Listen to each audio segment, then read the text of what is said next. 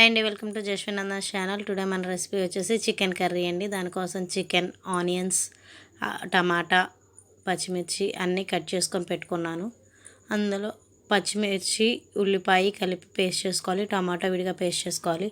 అల్లం, వెల్లుల్లి, చికెన్ మసాలా, కొత్తిమీర అన్నీ రెడీగా తెచ్చుకొని అల్లం వెల్లుల్లి కట్ చేసుకొని నీట్గా మిక్సీ జార్లో వేసుకొని పేస్ట్ చేసుకోవాలండి. అల్లం వెల్లుల్లి పేస్ట్ ఫ్రెష్గా చేసుకుంటేనే కర్రీలో బాగుంటుంది, ప్యాకెట్లో అంత టేస్ట్ రాదు.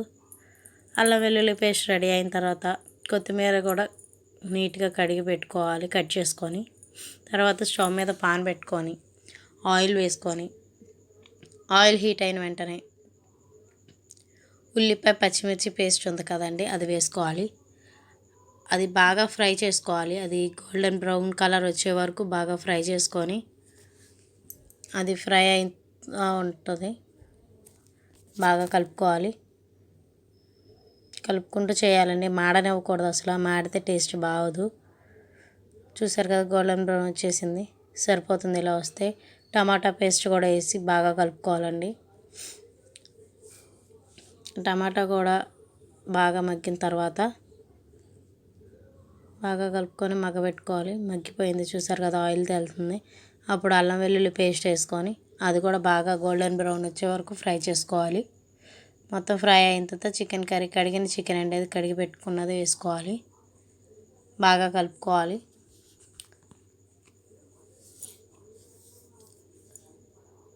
బాగా కలిపేసుకున్నాం కదా, చూసారు కదా. కొంతసేపు అలా ఉంచిన తర్వాత ఉప్పు, పసుపు కూడా వేసుకొని బాగా కలుపుకోవాలి.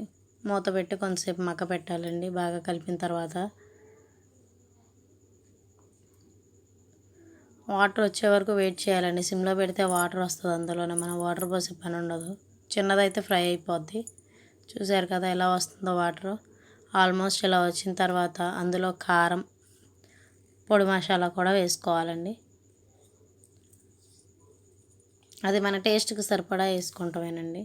పొడి మసాలా 1 స్పూన్ సరిపోతుంది. ఇది కూడా బాగా ఫ్రై అయిన తర్వాత, ఇది పెద్ద బాయిలర్ అయితే కనుక వాటర్ వేసుకొని విజిల్స్ 2 విజిల్స్ వచ్చే వరకు ఉంచుకోవాలి. మాది చిన్న బాయిలర్, అంత అవసరం లేదు, ఉడికిపోతుంది ముక్క. చూడండి, ఎలా నేను చూపిస్తాను ముక్క ఎలా ఉడుకుతుంది ఏంటనేది. అలా ఫ్రై అయిపోతుంది.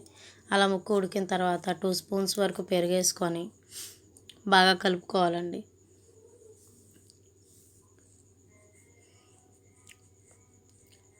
అలా ఉంచుకున్న తర్వాత ఫైనల్గా కొత్తిమీర కూడా వేసుకొని కొంచెంసేపు మగ్గనివ్వాలండి.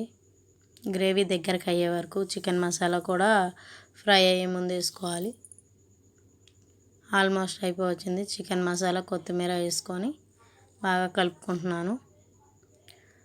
గ్రేవీ దగ్గర పడిన తర్వాత మొక్క ఆల్రెడీ ఉడికినట్లే ఉంది కాబట్టి ఒకసారి చూద్దాం. ఫైనల్గా కట్టేసే ముందు చూపిస్తున్నాను, చూడండి. అలా ముక్క ఇలా తెలుస్తుంది. ఎలా తెలుస్తుంది అంటే మనం గంటెతో నొక్కితే తెలుస్తుంది.